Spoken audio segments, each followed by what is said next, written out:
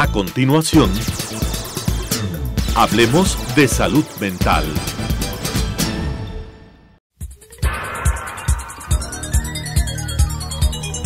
Las opiniones vertidas en este espacio por la producción y dirección del programa son de exclusiva responsabilidad de sus autores y de quienes intervienen en ellos.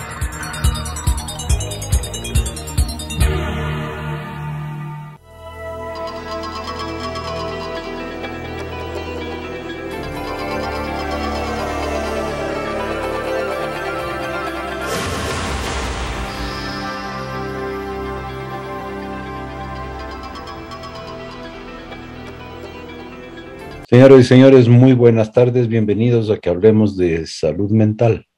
Señores televidentes, buenas tardes, nuevamente en su programa Hablemos de Salud Mental. Como es costumbre en este programa, al inicio siempre topamos el tema del COVID y cómo va el asunto de seguridad. Es alarmante lo que está pasando en algunos países. El número de muertos en Rusia es muy grande, 1.900 casos, en Alemania 90.000 casos diarios de nuevos casos de contagios de COVID, y la señalización de que la vacuna es importante, ¿no? Los países en donde no se ha obtenido un buen nivel de vacunación, los casos están siendo alarmantes.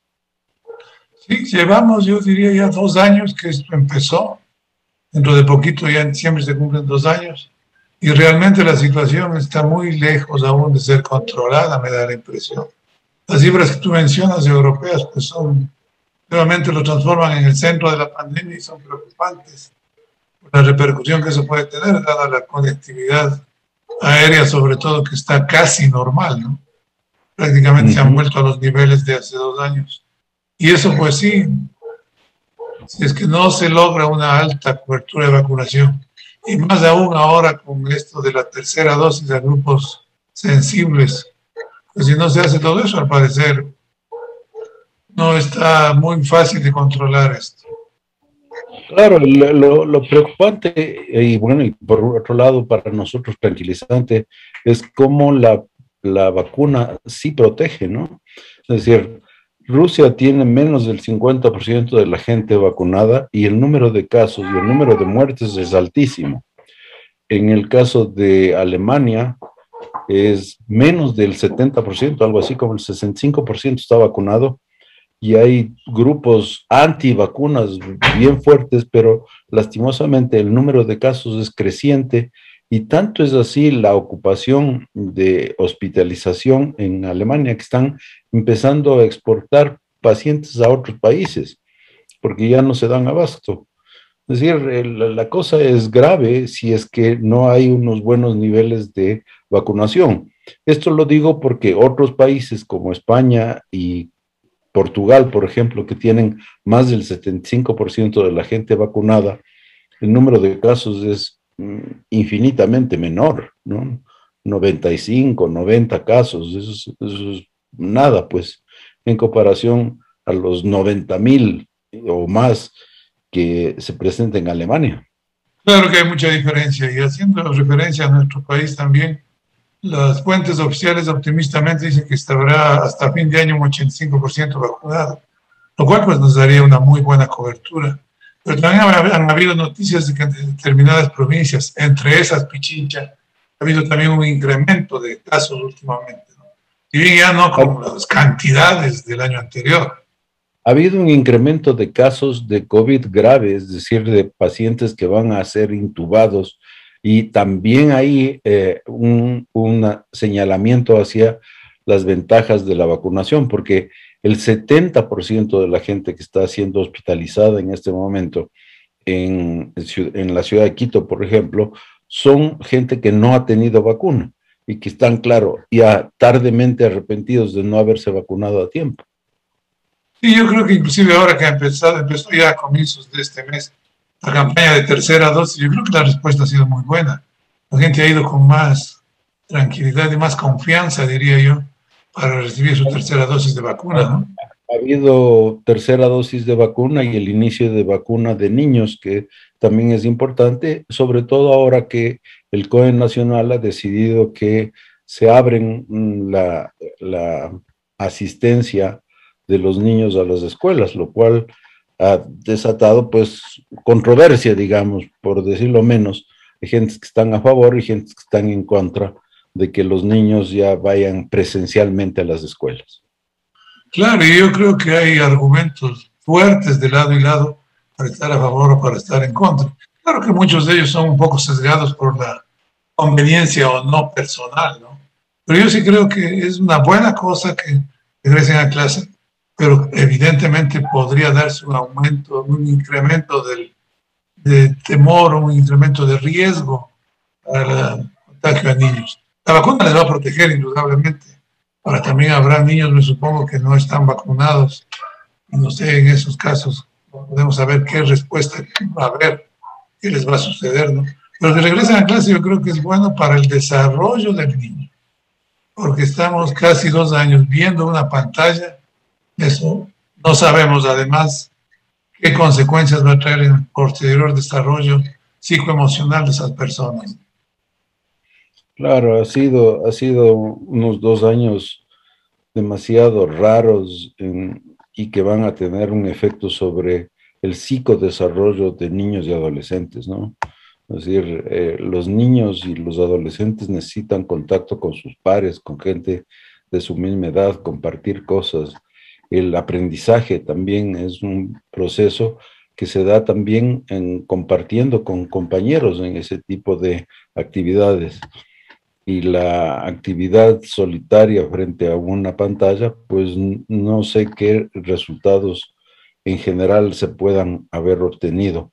Ya habrá tiempo para sacar conclusiones, pero de todas maneras lo saludable es que los niños puedan volver a tener profesores y compañeros y espacios en donde jugar y compartir con sus pares, ¿no?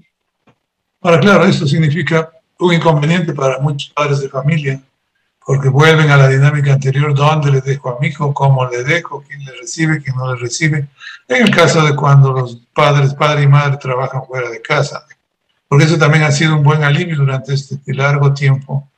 Los padres trabajando en casa, los niños recibiendo clases en casa, pues uno de esos problemas de manejo doméstico, sí, así se ha solucionado, y yo creo que a eso sí se va a volver nuevamente, ¿no? Pero también va a ser una tranquilidad para quienes no han tenido la suerte de tener trabajo en casa. Es decir, que a pesar de cualquier cosa tenían que salir a trabajar y los hijos se quedaban solitos frente a la computadora. Sí, por eso digo, hay argumentos a favor y argumentos en contra. Muchos se basan en la situación individual de cada persona. Yo puedo estar a favor porque me afecta a mí, o puedo estar en contra porque me afecta a mí, ¿no? Pero yo sí creo que, independientemente de eso, a mí lo que me preocupa es el que vayamos teniendo una excesiva confianza. He visto en las noticias de estos días que las fiestas de Quito tendrán el mayor presupuesto de los últimos años. Tanto se ve que se va a festejar en grande la fundación. Y eso implicará grandes aglomeraciones, consumo de alcohol, descuido en las medidas de control sanitario. Esperemos que eso para el mes de enero no nos pase factura. Claro, ahorita estamos todavía en espera de unos días más de que se cumpla el periodo de tiempo de ver los resultados de ese gran feriado de 5 días que tuvimos y que determinó una masiva presencia de gente en playas y sitios de descanso. Y hasta ahora no sabemos exactamente qué mismo pasó. Al parecer no hay un incremento dramático de nuevos casos, felizmente. Al menos no de casos serios, ¿no? Puede que haya habido, pero sí una muestra más de que las vacunas sí han servido, que las vacunas sí ayudan para eso. Porque claro, unos 15 días de la próxima semana, teóricamente se podría evaluar mejor si es que eso afectó o no afectó. Pero vienen épocas difíciles. Diciembre es un mes difícil, no solo fiestas de Quito, todas las fiestas tradicionales. Entonces, la segunda quincena de enero también tendremos que observar muy detenidamente qué resultados se han dado en términos epidemiológicos, ¿no? Y también desde el punto de vista de explicación de la conducta, yo creo que podríamos más o menos entender cómo una enorme cantidad de gente, especialmente gente joven, que ha estado represada sus ganas de compartir y divertirse y bailar y qué sé yo, festejar cualquier cosa, no diga las fiestas de Quito, sino cualquier cosa, ahora se sienten como que ahora es cuando. Y sí, de parte nuestra, la recomendación es de que sí se festeje y se celebre y se baile y se reúnan, pero que sigan teniendo cierto nivel de cuidado y de bioprotección. Y eso sería lo ideal. Y para la salud mental de estas personas sí va a ser también positivo el que tengan su esparcimiento, su relax, evidentemente. Esperemos que eso no lleve a un aumento del consumo de alcohol, que nunca será lo más recomendado, evidentemente, pero ojalá sea con una mesura que haga que de las medidas de seguridad todavía se puedan mantener, tenga conciencia de que deben mantenerse. Bueno, ahora sí, entrando ya en materia nuestra, creo que habíamos quedado en repasar un poco el asunto del sueño y la higiene del sueño. Cuando hablamos de higiene del sueño, nos referimos a cuáles son los métodos o las recomendaciones adecuadas para tener una buena calidad de sueño y por qué el sueño es tan importante para la salud mental y para la salud en general.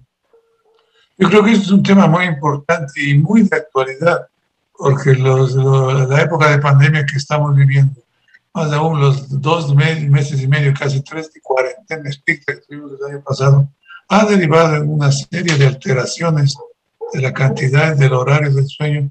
Y mucha gente que antes no había tenido ninguno de estos inconvenientes, pues ahora se ha visto afectada por eso, ¿no? Claro, el volver, el no olvidarse las medidas de higiene de sueño y algunas recomendaciones que deberíamos hacer sobre el uso de ciertos medicamentos, pues valdría la pena que las repasen. Sí, en general la recomendación es que se cumplan el número de horas adecuadas de sueño a las horas adecuadas. Es decir, en la noche es la mejor hora para dormir y no durante el día. Las alteraciones en ese sentido son más frecuentes en personas de edad que tienen dificultades en la noche y pasan dormitando o con exceso de sueño durante el día. La gente joven que no está durmiendo el número de horas también empieza a presentar una serie de problemas relacionados a la falta de sueño o a la falta de número de horas adecuadas de sueño, como son dificultades en concentración, atención, memoria, y eso en jóvenes, por ejemplo, tiene un gran impacto en sus actividades escolares o académicas. Uno de los factores fundamentales para esa alteración del número de horas de sueño es, por ejemplo, el uso de celulares o de pantallas que tengan una gran luminosidad en la noche y que de una manera u otra alteran la información que recibe el cerebro en relación a la cantidad de luminosidad que tiene. Nuestro cerebro está de alguna manera programado para que durante el día reciba luz y en la noche haya muy poca cantidad de luz, y eso favorece a que cierto tipo de sustancias como la melatonina aumenten en la noche y nos permitan dormir. Claro, ese llamado ritmo circadiano tan conocido o mencionado al menos, pues, evidentemente se ha visto muy alterado este tipo de factores. La luminosidad, el brillo de la pantalla de un celular, pues eso hace que el estímulo intenso que recibe el cerebro altera ese ritmo y las personas no duermen pronto. Y hemos visto todos este año y medio, casi 2 años, es que muchas veces, como ya no tengo que madrugar al día siguiente, no tengo clase temprano, no tengo que trabajar, puedo quedarme en casa, pues los jóvenes, inclusive los niños, usan su celular, hacen sus juegos de video, pues hasta altas horas, inclusive ya estando en la cama, ¿no? Pues claro, eso ha llevado a alteración del horario y de la cantidad de horas de sueño. Ya no en los adolescentes y niños, sino también en los adultos, una de las cosas que ha pasado es que se han vuelto más televidentes y más a horas de la noche, y eso también ha alterado sus horarios de sueño. Entonces, una de las recomendaciones generales en términos de higiene de sueño es pues precisamente no ponerse a ver cosas que de una manera u otra le despierten o exciten a la persona. Es mucho más recomendable leerse un libro o hacer alguna actividad que sea en cierto modo repetitiva y aburrida, por decirlo de alguna manera, pero que le ayude a conciliar el sueño. Pero si me pongo a ver una película de narcotraficantes o Rambo o de gran actividad de bélica, que la sangre salta del televisor, pues entonces muy difícilmente vamos a poder conciliar el sueño después de ver una película así. Bueno, porque eso nos activa, ¿no? Entonces, al activarnos, pues ya se despeja el sueño. Sí, tradicionalmente se ha recomendado música suave, música a bajo volumen o la lectura, y han sido pues medidas que durante muchísimo tiempo mucha gente las ha practicado y realmente dan buen resultado. Eso unido a que no haya mayor variación de horario. Claro, no es que tenemos que acostarnos y intentar dormir a una hora en punto, a rajatabla, pero más o menos mantener un horario similar en la mayor parte de noches. Dice que al menos 5 noches por semana. Tenemos 2 noches de fin de semana para tener alguna actividad que nos lleve a estar despiertos durante más horas, ¿no? Pero al menos 5 horas por 5 noches en la semana. Sería recomendable tener la misma rutina y tener los mismos horarios. Y en cuanto a esto, tenemos que señalar que los estudios en muchas personas y en distintas edades han señalado un número de horas adecuadas para dormir. Al parecer, las mujeres tienen un poquito más de necesidad de más horas de sueño, entre 9 y 10 horas al día, y los hombres, los adultos, 8 horas de sueño al día. Los adolescentes pueden incluso dormir más horas de sueño y los niños también, pero lo saludable es entre 6 y 10 horas, muy variable entre personas y edades, pero entre 6 y 10 horas al día de horas de sueño son las recomendables para mantener un cerebro sano y un cuerpo sano. Sí, evidentemente no hay un número fijo de horas tampoco, y mucho va variando con la edad. Los niños recién nacidos duermen prácticamente 24 horas, los niños escolares duermen un poco menos, el adolescente vuelve a dormir una gran cantidad de horas, y eso tiene relación con el crecimiento, con la secreción de hormona de crecimiento, ¿no? Fenómenos muy interesantes en la fisiología del organismo. Y luego, conforme vamos envejeciendo, pues se va durmiendo bastante menos, ¿no? Una tendencia en los adultos mayores a dormir durante el día o a tener al menos microsueños durante el día y luego no dormir pronto ni las horas adecuadas en la noche. Pero lo que tiene que aclarar es que no es que todo el mundo tiene que dormir 8 horas. Y tú lo has dicho bien, entre 6 y 10 horas y variable de una persona a otra.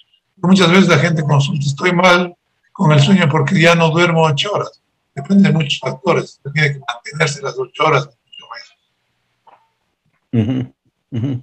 Y claro, la parte esta de número de horas está también en función de lo que tú acabas de mencionar hace un rato, lo de la hormona del crecimiento. La gente, hay estudios muy interesantes de que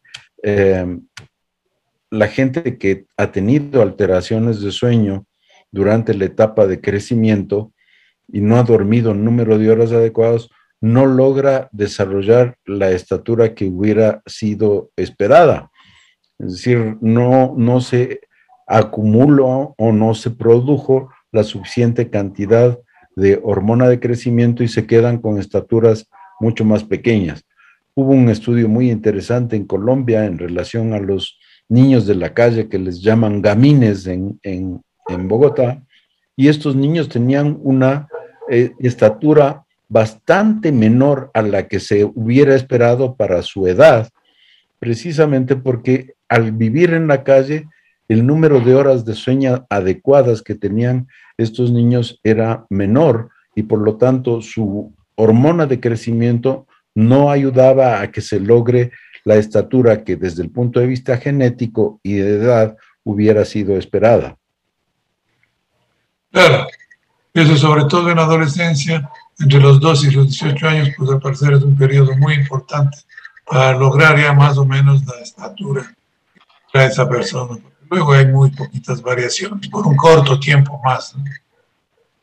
Ahora, el punto de qué pasa, por qué se está y cómo se están resolviendo las alteraciones del sueño. El sueño es muy sensible para varios trastornos, o el sueño es la forma de expresarse de varios trastornos. En la ansiedad es precisamente el sueño uno de los indicadores de que algo está pasando y no se puede conciliar el sueño. Lo más frecuente en personas que están sufriendo de ansiedad es la dificultad para iniciar el sueño, de conciliar el sueño. Y en cambio, las personas que sufren de depresión muchas veces caen fácilmente en el sueño porque están muy cansadas durante el día, empiezan a dormir rápidamente, pero despiertan más temprano. Al uno se le llama insomnio inicial y al otro insomnio tardío, y cada uno de estos tiene un correlato clínico, ya sea de ansiedad o de alteraciones del ánimo. Sí, yo diría que es un indicador bastante fiable. Pues claro, la persona no inicia el sueño, no concilia pronto, porque la angustia se lo impide. O muchas veces pensamientos repetitivos, intrusivos, que generan angustia a su vez y impiden eso, ¿no? En cambio, los depresivos, pues sí, de madrugada. Yo creo que todo el mundo hemos experimentado, cuando tenemos alguna cosa pendiente, cuando tenemos algo que nos está preocupando, que tenemos que realizar al otro día, pues sí, nos cuesta trabajo empezar a conciliar el sueño, ¿no? Esa es una experiencia que creo que podría decirse casi universal. Sí, porque la ansiedad también es una experiencia casi universal. Todos hemos tenido alguna vez momentos de ansiedad. La simple ansiedad de tener que rendir un examen cuando uno es estudiante, ¿no? Todo eso, evidentemente, es muy claro. O que tienes una entrevista, cualquiera de estas cosas puede ser causa de que eventualmente, ocasionalmente, tengamos problemas para conciliar el sueño. Pero si esto se convierte en un patrón, es decir, todas las noches tengo dificultades para conciliar el sueño, hay que buscar cuál es la causa que está provocando esa alteración de el dormir normalmente.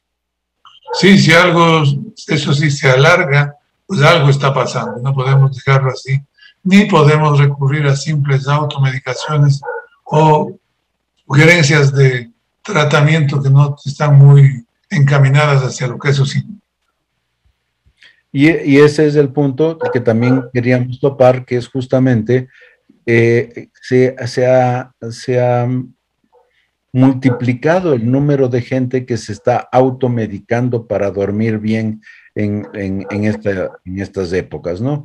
Y se está utilizando medicamentos que, claro, son hipnóticos, ayudan a dormir, pero a la larga pueden estar tapando otro tipo de manifestaciones, de otro tipo de trastornos que son expresados a través de la alteración del sueño. Sí, lamentablemente los inductores de sueño, los medicamentos que facilitan el empezar a dormir, se venden sin receta, se venden sin indicación médica, y eso hace que mucha gente, no todos por supuesto, habrá gente que recurra muy ordenadamente y cautamente a sus medicamentos, pero hay mucha gente que abusa de eso. Si bien se dice que no generan dependencia, pues yo creo que generan un acostumbramiento al menos, el mal uso de este tipo de medicamentos. Claro, el uso por largos periodos de tiempo y en dosis inadecuadas también podrían alterar procesos de memoria, es decir, empiezan a tener problemas de alteración de memoria porque alteran la arquitectura del sueño. Durante la noche el cerebro hace una especie de repaso de una serie de elementos que ocurrieron durante el día o que se aprendió durante el día y se repasan durante la noche, y esto es importante. Entonces hay alteraciones de la arquitectura del sueño que llevan a que uno pueda tener problemas de memoria más tarde. Y el mal uso de estos medicamentos también se los ve a veces. Hay que tomar en cuenta que son solo para inducir sueño. Hay mucha gente que los usa para controlar la ansiedad y se los toman en el desayuno, por ejemplo. Cuando, evidentemente, tomarse un inductor de sueño a las 8 de la mañana no es lo más adecuado. Dará otra serie de inconvenientes, de problemas, y no va a quitar la ansiedad, que era lo que se busca eliminar de esa forma. Bien, con esto nos despedimos. Hasta la próxima semana. Esperamos que algunos de los consejos que hemos emitido en relación al sueño y a la higiene del sueño sean de utilidad. Les esperamos la próxima semana para que sigamos hablando de salud mental. Hasta la próxima semana. Buenas tardes. Las opiniones vertidas en este espacio por la producción y dirección del programa son de exclusiva responsabilidad de sus autores y de quienes intervienen en ellos.